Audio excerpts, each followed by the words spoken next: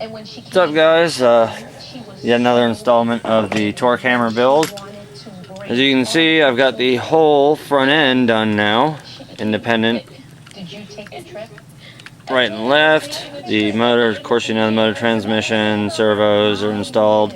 Still haven't installed the ESC yet. Battery trays in with the battery. Rear end is on now. Sway bar kits have been installed. You can see the rear ones dangling right there. The front ones are already hooked up. I've got a few other things I've still got to do to it before I start doing the majority of the cage work and all that stuff. Like my aluminum servo horn, I don't think I'm going to be able to use, so I might have to switch to the stock one.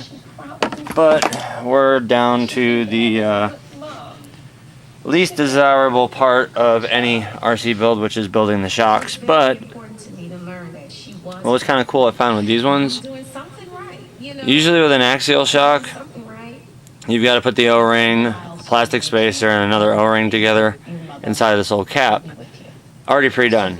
So all I had to do literally is install the black part, 2 E-clips, slide this on, install the rod end, and put the ball end in them, which literally only took about 5 minutes. Now I have to do the complete assembly and then bleeding of the shock, which once again they're full threaded aluminum.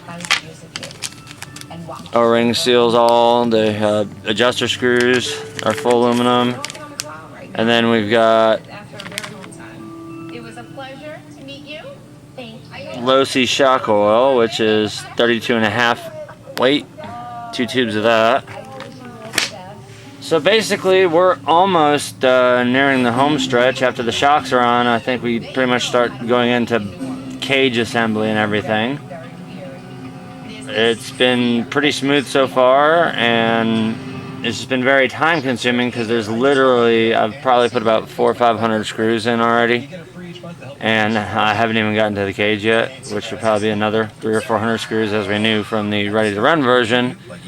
Just to take the cage apart, it was, I think, like 14 different screws, and all the body panels had to come loose and everything. So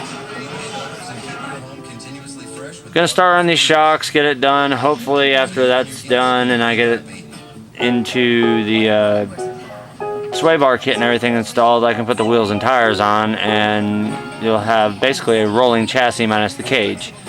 Then we start in on all the body panels and all that stuff, but the cage will not be going permanently mounted on until the electronics are in, everything's tested, the endpoints are adjusted, make sure everything's right before I go ahead and go through the pain in the ass process of putting the cage on permanently. But like I said, we're nearing the home stretch. This has been fun so far. It's been a challenge, but it's definitely more fun than just pulling a rig out of a box.